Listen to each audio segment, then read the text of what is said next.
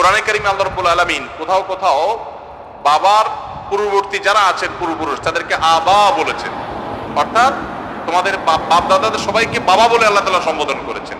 তার মানে তাদেরকে বাবার মতো মর্যাদা দিতে হবে।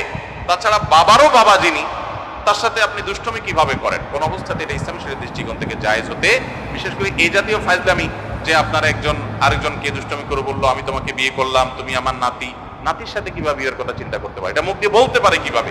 যে দাদা নানা করে তাদের জাহালাত আছে, মূর্খতা আছে, আর যে নাতি নাতনি দুষ্টমি করে দাদা নানার সাথে বা দাদি নানির সাথে, তারাও মূর্খতার মধ্যে আছে। তাদেরকে বাবার মতো, দাদাকে এবং নানাকে বাবার মতো, দাদিকে এবং নানিকে মায়ের মতো শ্রদ্ধা করতে হবে।